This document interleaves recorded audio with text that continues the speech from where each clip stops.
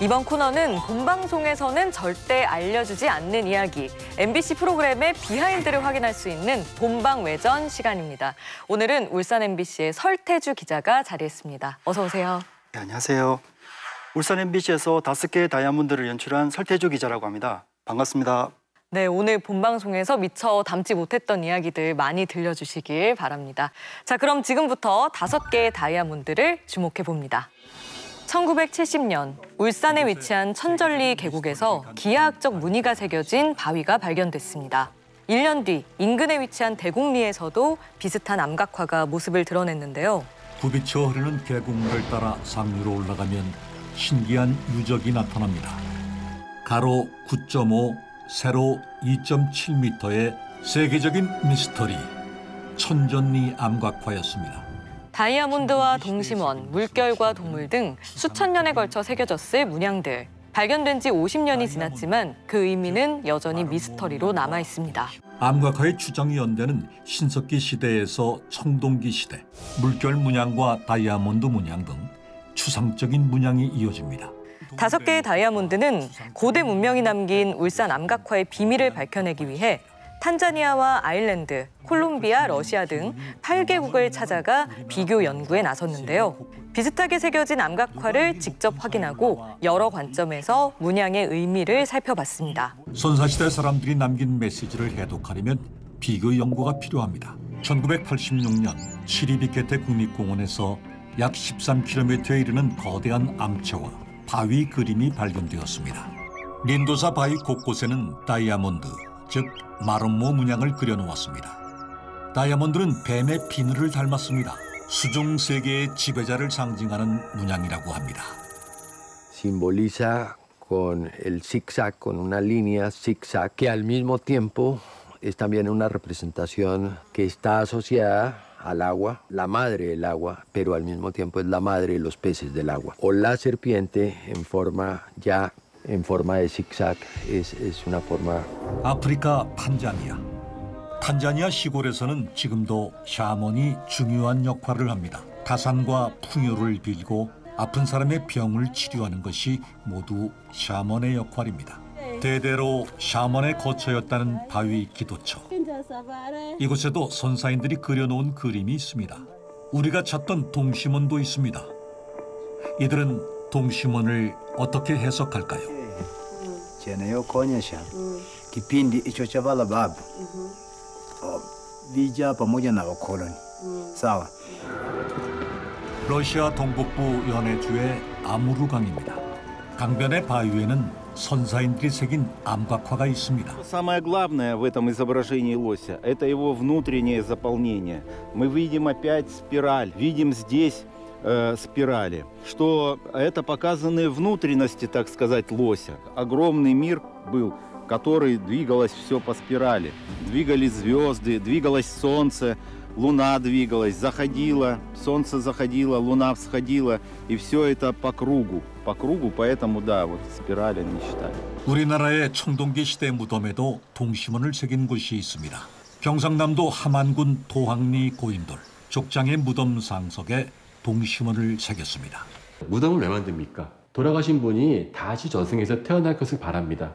그래서 그 동심원을 다시 부활하는 생명의 의미로 해석한 경우도 많이 있습니다. 그 과정에서 고대인들이 남긴 생생한 기록을 재구성하고 우주의 근원을 알고자 했던 그들의 염원을 읽어내며 후속 연구의 필요성을 강조하는 시간을 마련했습니다.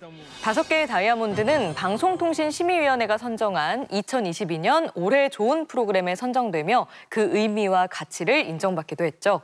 천전리 대곡리 암각화는 울산 최초의 국보로 지정된 유산이지만 다큐멘터리를 통해서 처음 알게 된 분들도 계셨을 것 같아요. 처음 이 암각화를 다뤄야겠다고 결심하게 된 계기가 궁금합니다. 네, 방고도 암각화는 울산을 대표하는 문화재거든요. 그래서 처음에 와서는 기대를 많이 하고 오세요. 그런데 안에 내용들이 궁금해서 왔는데 그거에 대해서 제대로 설명이 되지 않으니까 가실 때는 실망을 또 많이 하고 가시더라고요. 그래서 저는 방고대 암각화를 여러 번 취재를 가면서 설명이 되지 않는 거에 대해서 굉장히 아쉬움을 많이 가졌고요. 저라도 조금 알려야겠다 생각을 해서 2016년도부터 암각화와 고래잡이 문화를 다룬 첫 번째 프로젝트로 고래라는 다큐멘터리를 3부작으로 만들었고요. 이번에 5개의 다이아몬드는 두 번째 프로젝트로 천전리 양각화에 있는 문양의 비밀을 찾아가는 것으로 제작을 하게 됐습니다. 그러면 위원들은 5개의 다이아몬드 어떻게 보셨나요? 제목부터 딱 5개의 다이아몬드잖아요. 어떤 의미일까? 도상학적인 해석을 통해서 이 과거 유적으로부터 진실을 찾아나가는 과정이라고 할 때 그런 추리물 같은 걸 좀 기대하면서 받고 방대한 자료를 직접 발로 뛰면서 세계 곳곳의 풍광을 담아냈잖아요. 또 그러면서 거기 있는 어떤 유사성들을 다 이제 발견해서 그 연결하는 그 모든 것들이 정말 굉장히 스케일 크고 멋있는 스토리텔링이라고 생각이 들었어요. 그래서 어떤 스토리텔링에 대한 야심도 있을 거고 또 어느 부분에 있어서는 굉장히 정직한 결론을 위해서 그 절제해야 되는 부분도 있었을 것 같아서 좀 무엇이 더해지고 빠졌는지 좀 그런 이야기들을 많이 들어보고 싶습니다. 저는 사실 이제 암각화에 대한 어떤 사전 지식이나 관심 같은 게 없는 사람이었거든요. 근데 저런 훌륭한 문화유산이 우리에게도 있고 천전리 양각화는 우리나라 최초의 문자라고 할 수 있습니다. 이러이러한 의미를 가지고 있는 것일 수도 있겠구나라는 생각이 드니까 굉장히 훌륭한 길라잡이가 될 것 같다라는 생각이 좀 들었고요. 특히나 비슷한 문양이 어떤 것을 의미하는지에 대한 이야기가 각을 좁혀가면서 어떤 정답으로 가는 게 아니라 오히려 각을 이제 벌리면서 논의를 확장하고 이런 가능성도 있지 않을까. 끊임없이 이 질문을 던지는 방식으로 진행이 돼서 저는 굉장히 좀 다큐멘터리가 풍성하게 완성됐다는 기분이 들더라고요. 또 이제 비슷한 문양들이 전 세계에서 동일하게 또 발견이 되기도 하고 이를 또 국가나 지역이나 학자마다 또 다르게 해석한다라는 점 그거에 관해서도 큰 흥미를 가지고 봤거든요. 그래서 이따 또 팔로워 질문을 드릴 때 또 이것저것 여쭤볼 생각입니다. 이 문양이 어떤 의미가 있을까 처음부터 끝까지 굉장히 집중하면서 지켜봤는데 그 수수께끼를 찾아가는 과정이 무슨 역사 추리 소설을 보는 것처럼 굉장히 흥미진진하게 펼쳐졌고 근데 그 와중에 선사시대인들의 마음을 읽으려는 노력이 보여서 그게 굉장히 감동적이었어요. 찬양을 나가는 부족민들의 안전을 기원하는 마음 또 사후 세계에 가는 또 다른 부족민들을 추모하는 그런 마음들 풍요롭게 잘 살기를 바라는 마음들 이런 마음이 나타나다 보니까 우리 현대인의 마음에도 되게 깊이 와닿았던 것 같아요. 또 자연과 생명에 대한 경외감까지 읽게 해주는 그런 인문학적인 성찰이 돋보이는 다큐멘터리였다고 생각을 합니다. 네, 논의를 확장하는 추적 과정이 흥미로웠던 동시에 과거의 문양을 통해서 이 시대에 꼭 필요한 메시지를 전했다는 이야기도 나왔습니다. 벌써부터 궁금한 것도 많으신 것 같은데 설태주 기자 어떻게 들으셨나요? 제가 제작 과정에서 매번 순간순간 느꼈던 그런 고민들 그런 것들을 공감해 주셔서 너무 깜짝 놀랐고요. 역시 비평가들다우세요. 그래서 앞으로 이야기해서 계속 차근차근 말씀드리도록 하겠습니다. 네, 그럼 제작 비하인드에 대해서 조금 더 자세히 이야기 나눠보겠습니다. 기획 단계부터 제작에 이르기까지 4년이 걸린 장기 프로젝트였던 만큼 위원들도 제작 과정에서 궁금하신 점이 많을 것 같은데요. 워낙 많은 나라들을 훑는 일정이다 보니까 사실은 다양한 걸 담아내기 위해서 그 동선을 굉장히 많이 고려를 하셨을 것 같거든요. 그래서 나라는 어떤 기준으로 좀 이제 선정하게 되셨는지 좀 그런 것도 궁금합니다. 인류의 이동 동선을 한번 따라가 봤습니다. 인류가 태동했다는 탄자니아 양각화에서부터 유럽 고대 신앙이 남아있는 아일랜드, 중간 지역인 중앙아시아, 우리와 가장 가까운 러시아 하바로프스크, 그리고 베링 해협을 넘어서 북미의 미국과 아마존 입구의 콜롬비아까지 이렇게 동선을 짰고요. 그런데 저희가 딱 이제 촬영만 하면 된다고 할 때 코로나19가 닥쳐가지고요. 그래서 2020년은 거의 모든 것들이 셧다운이 돼서 국내 촬영 위주로 갔었고요. 2021년 되니까 조금씩 이렇게 나라들이 열리더라고요. 그래서 잠깐 사이에 저희들이 섭외를 해서 그 나라에 가서 촬영을 해오고 다시 오는 시기였습니다. 되게 저는 그 기억에 남는 게 2부 초반에 전문가 인터뷰 중에 그 무늬가 뭐냐 그렇게 물으면 기하학적 추상 무늬라고 합니다. 근데 사실은 그 무늬는 기하학하고는 아무런 관련이 없습니다. 그럼 학자들이 쓰는 기하학적 추상 무늬라는 뭐냐 그러면은 그것은 한마디로 말하면 I don't know입니다. 정말 그렇게 누적된 어떤 학적인 그런 게 없는 상황에서 본인이 쫓는 과정이 되지 않았을까 싶거든요. 그런 면에서 좀 어떻게 좀 초기 기획을 잡으셨는지. 사실 저희들이 처음 다큐멘터리를 만들 때는 우리나라에 아무도 알려지지 않은 특종을 하겠다.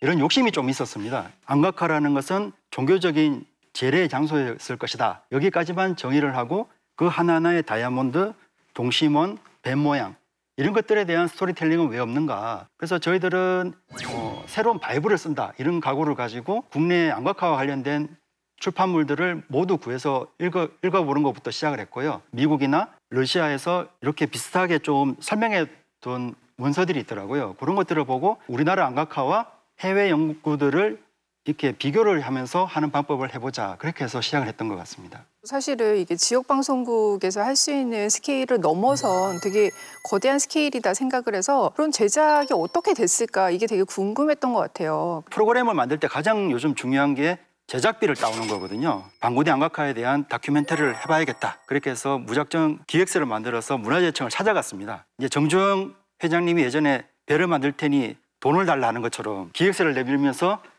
프로그램을 만들 테니 돈을 달라. 이렇게 처음에 했더니 반신반의하시더라고요. 그래서 계속 저희들이 설득을 하고 펀딩을 해가지고 프로그램들을 계속 지금까지 만들어 오고 있는 것 같습니다. 네, 완성도 높은 다큐멘터리를 위해서 사전 준비에 많은 공을 들였다는 생각이 듭니다. 그러면 이번에는 에피소드에 관한 이야기 이어나가 보겠습니다. 5개의 다이아몬드는 세계 곳곳에 숨겨진 문양들을 찾아서 11만 킬로미터에 이르는 대장정을 펼쳤죠. 특히 이 암각화는 신성하게 여겨지는 사람의 발길이 잘 닿지 않는 곳에 있다 보니 독특한 장소들을 많이 볼 수가 있었습니다. 많은 곳들 중에 촬영을 하시면서 가장 기억에 남는 암각화 포인트가 있으셨나요?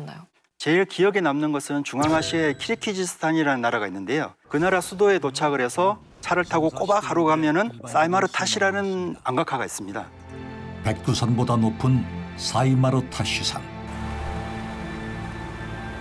이곳에 선사시대 암각화가 있다 해서 찾아갑니다. 이게 2000m를 넘어가니까 고산병이 오더라고요. 한 발 한 발 내디딜 때마다 힘이 들고 만년설도 있고.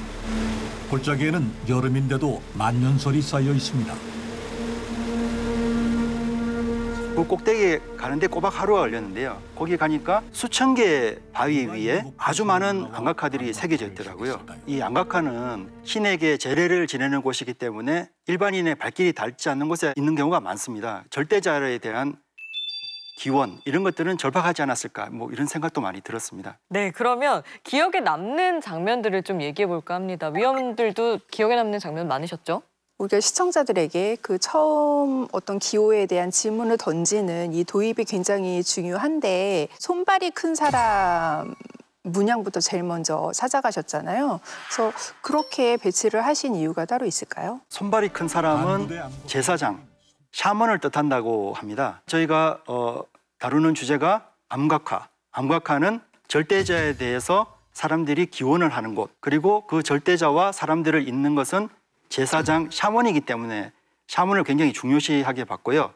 이 손발이 큰 사람이라는 것은 전 세계 공통적으로 나타나기 때문에 요거를 연결고리를 해서 프로그램을 이끌어 나가고자 했습니다. 저는 여러 나라나 이런 곳 중에서 이제 연해주, 난해족 이야기가 되게 인상적이었었는데요. 한국과 가장 근접해 있는 곳이 있고 이제 또 생김새나 복식도 우리랑 또 동질감을 느낄 수 있는 부분이 많아서 어쨌든 좀 반구대 암각화를 그렸었던 그들과 좀 문화적 유사성이 좀 더 많이 있지 않을까 기대하면서 봤었던 것 같고 사실 거기서 이제 좀 중요한 테마가 샤머니즘이긴 했잖아요. 거기서 이제 그 나나해족 샤머니 제를 지내는 모습도 있었고 사실 그 탄자니아에서도 샤먼 모습을 담아내셨는데 그런 해당 지역들에서 좀 샤머니 어떤 정도의 위상이 좀 있었는지 그게 좀 궁금했습니다. 사실은 러시아에는 굉장히 최근까지도 이런 무속 신앙이 굉장히 많이 남아 있었는데요. 안타깝게도 1900년대 초 러시아가 공산화되면서 이 모든 전통들을 단절시켰다고 합니다. TV에 나오는 동간이라는 그 샤먼도 대대로 할머니 때부터 샤먼을 하시던 분이라고 합니다. 그런데 자신은 소련 공산교육을 받으면서 그것들을 몰랐는데 직접적인 교육을 받지 않았지만 예전에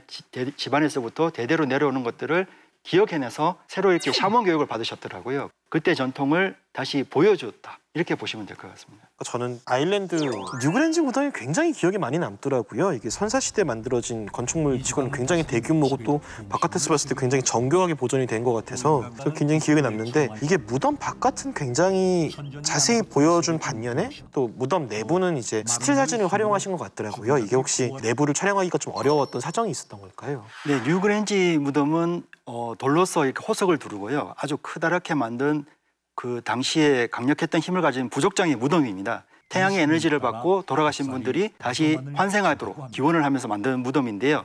뉴그랜지 무덤 안에는 통로를 따라 많은 방들이 있고 방마다 유골을 모셨습니다. 햇살과 동심원, 또 마름모의 힘으로 죽은 자들이 부활하길 기원했다는 악설이 있습니다. 그 앞에서 매년 축제를 벌입니다. 축제를 하고 그 안에도 사람들이 들어갈 수 있도록 만들어놨는데요. 코로나19로 오면서 축제는 당연히 모든 게 없어지고요. 그 안에 출입도 금지가 됐습니다. 안쪽은 이제 사진으로 대체하면서 촬영은 가능할 수 있었습니다. 저는 이상하게 우리나라에서 멧돼지 사냥하는 이야기를 추적하는 게 되게 재밌었어요. 최첨단 장비로 이렇게 사냥을 하는 모습, 그리고 좀 더 이전에 어떤 전통 무기를 사용해서 멧돼지 사냥을 하는 그 분도 이야기를 담으셨잖아요. 바위에 힘겹게 새긴 것이 이 위험한 사냥에 나서는 사람들의 안전을 기원하는 그런 마음들이 굉장히 먼 옛날의 이야기가 갑자기 우리 굉장히 가까이 다가오는 그런 듯한 느낌이 들었거든요. 이 취재에 얽힌 뒷이야기가 궁금하더라고요. 저희 프로그램에서 동적인 모습이 없다 보니까 조금 시청자들이 지루하지 않을까. 그렇다면은 안각화 속에 나오는 이 사냥은 예전에는 어떤 모습이었을까 보여주기 위해서 그런 장면들을 생각해냈고요. 대곡리 안각화 속에는 여러 가지 사냥 장면이 나옵니다. 활을 사용하고 개를 몰아서 동물을 잡고 그렇게 해서 이제 먹을 것을 찾던 이런 내용들이 나와 있는데요. 그래서 방송에서처럼 겨울에 수렵 기간에 맞춰서 멧돼지 사냥을 나가봤습니다. 처음에 나갈 때는 금방 촬영이 끝날 줄 알았습니다. 그런데 쉽지가 않더라고요. 총이라는 최첨단 무기를 가지고도 사냥이 힘든데 옛날 사람들은 얼마나 힘들었을까. 바로 잡지를 못하면 굶주림으로 이어지니까요. 안각화 속에 그 사냥 장면들이 허투루 보이지 않고 절박한 심정을 담았구나. 사냥이 잘 되게 주세요. 이렇게 빌지 않았을까. 이런 생각을 해봤습니다. 네, 이번에는 조력자에 관한 이야기 이어나가 보겠습니다. 전문가부터 원시 부족민, 현지인 등 다양한 이들을 만나서 암각화의 의미를 짚어보고 가치관을 공유하며 살아가는 모습을 확인했죠. 등장한 인터뷰에만 20명이 넘는 만큼 그들의 이야기 속에서도 궁금한 점이 있으셨을 것 같아요. 일부에서 처음 나온 조력자죠. 콜롬비아 전 문화부 부장관 그 카를로스 부장관 인터뷰를 보고 좀 놀란 게 1986년 이곳 시리비케테 국립공원에서 바위 그림이 발견되었습니다. 당시 발굴 작업을 지휘했던 카를로스 콜롬비아 전 문화부 부장관과 현장을 찾아갑니다. 선사시대 인류 문명의 보고 시리비케테 바위 그림이 모습을 드러냅니다. 발굴 작업을 진행했던 당사자이시기도 하지만은 또 이제 그 정부 고위급 인사이기도 하셨던 분인데 어떤 과정을 거쳐서 섭외를 하고 출연하게 됐는지 좀 궁금합니다.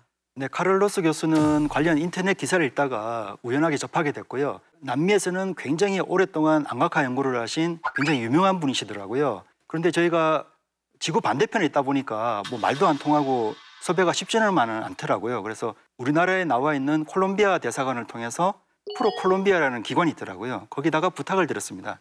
좀 섭외를 해주십시오 하고 부탁을 드렸더니 또 생각보다 또 섭외가 금방 되더라고요. 워낙 유명하신 분이라 가지고. 저희가 간 곳은 우리가 찾은 곳은 그중 하나인 린도사 바위 그림. 이곳 원시림에서 살아온 원주민들이 기원전 2만 년 전부터 그려온 그림이라고 합니다. 우리 방구대 안각화는 굉장히 이 형상들을 상징적으로 종합적으로 나타냈지만 그곳에는 그림을 그렸더라고요. 굉장히 그 과정들을 풀이해서 이렇게 많이 나타나 있어서 저희 프로그램 제작하는데 굉장히 큰 도움이 될 수 있었습니다. 사실 그 카를로스 교수도 그렇고 이제 뭐 러시아에서 만난 라스킨도 그렇고 뭐 이제 뭐 고고학자, 문화부 부장관, 뭐 박물관장 정말 이제 그 본인이 있는 지역에 암각화를 굉장히 열심히 연구했었던 분들이었잖아요. 한국에도 이런 게 있다라고 했을 때 어떤 관심을 보였는지 그리고 뭐 내가 직접 본 건 아니지만은 좀 이러이러하다라고 좀 나름의 이제 좀 본인들의 코멘트를 해주시는 그런 분들도 있는지 좀 궁금합니다. 사실 처음에 그런 기대를 많이 했습니다. 그런데 그 한결같이 교수님들이 자기가 한국에 와서 우리 안각화를 보지 않았기 때문에 말을 할 수 없다 이렇게 말씀을 아끼시더라고요. 속으로 굉장히 씁쓸하고 안타까웠습니다. 그런데 이제 카를로스 교수 같은 경우만 예외적으로 이분이 아주 오랫동안 연구를 했고 아마존 원주민들이 아주 오래전부터 내려오는 안각화 관련 이야기들이 있더라고요. 그래서 저희들한테 굉장히 확신에 찬 이야기를 해주셨는데요. 우리 방구대 안각화에 보면 이렇게 이런 문양이 있습니다. 이게 뭐로 보이시나요? 사다리? 고인돌 같기도 하고요. 국내학계에서는 이걸 울타리로 많이 보시더라고요. 동물을 잡아서 도망을 못 가게 울타리를 쳐놨다. 카를로스 교수를 만났을 때 콜롬비아 안각화에도 거의 비슷한 문양이 있더라고요. 이것은 울타리입니까? 그랬더니 곧바로 이것은 춤을 추는 것이다. 사람들이 줄 서서 앉아있고 돌면서 이렇게 춤을 추는데 이것을 단순화한 게 이런 문양일 수도 있다 이렇게 설명을 해주시더라고요. 물론 뭐 그 말씀이 맞을 수도 있고요. 아닐 수도 있는데 우리 안각화 속 기호와 다른 나라 이 문양을 비교하는 것은 좀 필요하겠다 이렇게 생각이 들었습니다. 그 러시아 아무르강의 샤먼 동칸의 인터뷰가 이제 프로그램 거의 말미에 들어가잖아요. 그 동심원의 의미에 대해서 해석을 하는데 Закручивается спираль, это уходит вдаль, там предки наши. И моя роль также связь с предками. 근원에 대해서 이야기를 해줬잖아요. 또 이분이 그 의식을 치르는 모습을 되게 아름답게 영상미가 돋보이는 장면으로 담아 주셨어요. 그래서 이분을 만나고 뭔가 이렇게 개인적인 어떤 감흥이 있으셨는지 또 어떻게 섭외는 하셨는지 그런 것들이 궁금합니다. 네, 해외 섭외를 할 때는 그 지역 전문가들의 도움이 꼭 필요하거든요. 동칸 같은 경우는 러시아의 라스킨 박사가 자기가 알고 있는 인맥을 동원해서 저희들한테 소개를 해줬고요. 그리고 동칸이 실제로 신에게 비르는 장소는 아주 오래전부터 평룡강이라고 하는 아무르강을 향해서 복을 기원하는 장소였다고 합니다. 그래서 저희들이 약간 연출은 했지만 그 시대 그대로 감흥을 전달할 수 있었지 않을까 생각합니다. 네, 다양한 시선의 해석을 담아내면서 국경을 뛰어넘어 전 인류가 공유해야 할 의미까지 아우르려 한 제작진의 노력이 느껴지는데요. 마지막으로 5개의 다이아몬드 제작진을 대표해서 나온 설태주 기자에게 전하고픈 한마디가 있으시다면 어떤 게 있으세요? 그래서 기자님께 드리는 말씀은 아닐 것 같고 이 5개의 다이아몬드를 본 많은 방송인들이 영감을 얻어서 이제 마음속에 품어넣었었던 야심찬 기획들을 들고서 프로그램을 만들 테니 돈을 달라고 그렇게 시도해볼 수 있는 기회가 생기길 바랍니다. 끈질기게 작품을 완성해내주신 의지에 굉장히 박수를 드리고 싶고요. 그렇게 기획안을 들고 오는 사람들을 잘 맞이해서 이제 돈을 기관들에서도 좀 많이 펀딩을 해줬으면 하는 마음 좀 덧붙여 봅니다. 이게 우리 문화의 자부심 쪽에 초점을 맞춘 이야기가 될 수도 있었을 텐데 어떻게 보면 메시지의 폭이 좁아질 수 있잖아요. 그거를 훨씬 더 넓혀서 인류 공동체가 서로 연결되어 있다는 또 지금 시대에 꼭 필요한 메시지를 폭넓게 전달해 주신 마음에 감사를 드립니다. 설태주 기자께서는 오늘 함께한 소감 어떠셨어요? 네, 방송 일을 하면서 새롭게 알게 된 사실들을 이렇게 세상에 알릴 때마다 큰 보람을 느끼고 있습니다. 그 개인적인 바람으로는 방구대 안각화를 앞으로도 계속 알려서 많은 분들이 공감해 주셨으면 좋겠습니다. 사람이 살고 죽고 풍요롭게 살았으면 좋겠고 자식들이 잘 되었으면 좋겠고 이런 것들은 그 예전에 안각화를 만들었던 사람들과 지금 현대를 살아가는 사람들 사이에 다름이 없다. 그런 메시지를 전하고 싶었습니다. 네, 오늘 이렇게 귀한 자리 마련해 주셔서 감사드리고요. 여러분들과 이렇게 의견을 나눌 수 있어서 개인적으로는 굉장히 기뻤던 것 같습니다. 감사합니다. 네, 5개의 다이아몬드처럼 가치 있는 유산을 재조명하고 지역에 의미 있는 이야기들을 살펴보려는 시도를 많이 만나볼 수 있기를 기대하겠습니다. 자성의 소리와 리얼한 비평을 가감없이 전하는 리얼 비평 탐나는 TV. 날카로운 시청자들의 목소리를 담아 다음 주에 다시 돌아오겠습니다. 고맙습니다.